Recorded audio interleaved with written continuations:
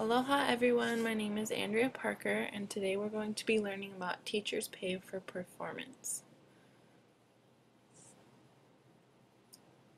Throughout this PowerPoint we're going to be talking about different points. First we'll be discussing pay for performance, what it is, how it works. Next we'll be talking about how education was in the early days when it first began and also how it started to change. Then we'll be talking about how salaries are currently for teachers and how that works, and then also the system that they have developed for measuring the pay for performance. And so we'll be talking a little more in detail about each of those. To first discuss, we have what is called pay for performance. So what is it? Pay for performance is basically incentive that teachers get for teaching their students appropriately and helping them gain a better education. It actually benefits not only the teachers but also groups of teachers and schools as a whole. There's already some states that have started to do it. Florida, Minnesota, and Texas have already started investments to start funds for teacher performance. It honestly helps the kids a lot, and like I said, it brings together teachers, so it's not creating this I don't know, discontent in the school, if you will, between everyone. The teachers work together instead of, trying to get their bonuses by competing against each other. Pay for performance has been talked about since 1867. It's just never really taken effect, and so they're really trying to do that, and this article is kind of about that. Next we have what it was the early education. Here's a picture of an old schoolhouse. As you see, lots of kids are together. There's different age groups, boys and girls are together. In the beginning, teachers really concentrated on moral character and less on education. Most of the teachers were women, and they also actually went from week to week from the different houses to educate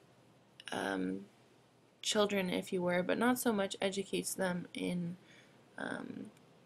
book smarts, but in like moral and being a good example. As there became a change in education during the later years when the economic shift went from agriculture to industry. With this shift, more men became teachers, they became interested, also their pay was a lot higher.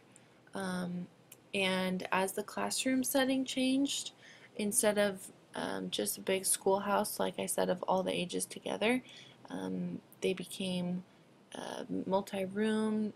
The children were separated by age and gender, and the pay was then based on the grade that you taught. So high school teachers got paid more money. That kind of led into the current salaries that we have now, which is, teachers have a base salary. It doesn't matter if they're a good teacher or not. It just is what it is.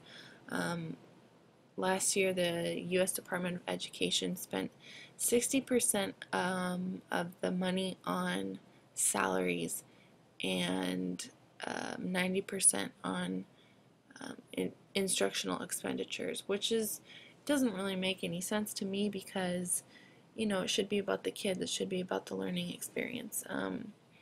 And 15,000 school districts all pay this way.